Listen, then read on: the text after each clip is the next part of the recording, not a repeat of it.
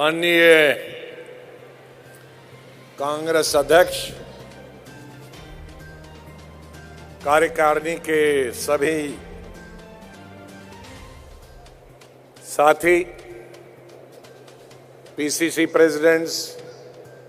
मुख्यमंत्रीगण, CLP leaders, AICC के सभी members और साथियों, यहां सुबह मल्लिकार्जुन खड़गे जी ने पॉलिटिकल रेजोल्यूशन आपके सामने रखा। अपने भाषण में उन्होंने देश में आज किस तरह का पॉलिटिकल एटमॉस्फेयर है उसके बारे में चर्चा की। उसके बाद बहुत सारे नेताओं ने पॉलिटिकल रेजोल्यूशन पे अपने विचार रखे। मैं लंबा भाषण नहीं करना चाहता। बहुत अच्छे भाषण हुए हैं और देश में जो राजनीतिक हालात हैं उनकी समीक्षा ली गई, उन पे चर्चा हुई, लेकिन उसको संक्षेप में अगर मुझे आप कहें कि उसको 1 मिनट में अगर खत्म करना हो, जो कुछ भी सुबह से यहां कहा गया, तो मैं यही कहूंगा कि आज भारतीय जनता पार्टी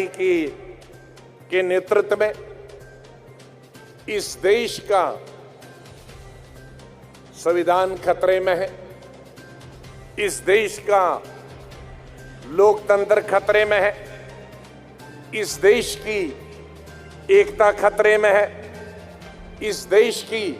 सभ्यता खतरे में है, इस देश का धर्मनिरपेक्षता खतरे में है, इस देश की जुडिशरी खतरे में है, इस देश की प्रेस की आजादी खतरे में है, इस देश की इंटरनल श्रेय में है, इस देश के किसानों का जीना खतरे में है, इस देश के बहनों बहु बेटियों की इज्जत खतरे में है, नौजवानों का भविष्य खतरे में है, इस देश में दलित और एसटी खतरे में है, और इस देश में अकलियत के लोग हैं वो खतरे में है, छोटे उद्योग खतरे में है, तजारत खतरे में है, मध्यम वर्ग के उद्योग खतरे में है, इस देश का मजदूर खतरे में है। तो कुल मिलाकर अगर देखेंगे तो पूरा देश आज भारत में बीजेपी की सरकार में पूरा देश खतरे में है। सवाल यह है कि जब पूरा देश ही खतरा, हर एक वर्ग खतरे में है, तो क्या आज ऐसे वक्त में महात्मा गांधी की कांग्रेस, पंडित जवाहरलाल नेहरू की कांग्रेस, इंदिरा गांधी की कांग्रेस, राजीव गांधी की कांग्रेस, सोनिया गांधी की कांग्रेस, राहुल गांधी की कांग्रेस, आपकी कांग्रेस और हमारी कांग्रेस ये सुनकर देखकर के इसके खिलाफ लड़ाई लड़ेगी। मैं सोचता हूं कि आज का इनटेक यहां से हम जब जाएंगे तो जब भी एआईसीसी का सेशन होता है उससे हमें एक नई ऊर्जा मिलती है, एक नई शक्ति मिलती है, एक नई ताकत मिलती है, एक नई सोच मिलती है, एक नया जोश मिलता है। मुझे पूरा विश्वास है कि ये तमाम चीजें हम सबको और आप सबको इस 2 दिन के अधिवेशन में मिलेंगे और हम सब लोग वापस अपने अपने क्षेत्रों में जाएंगे, विधानसभाओं में जाएंगे, डिस्ट्रिक्ट्स में जाएंगे, ब्लॉक्स में जाएंगे,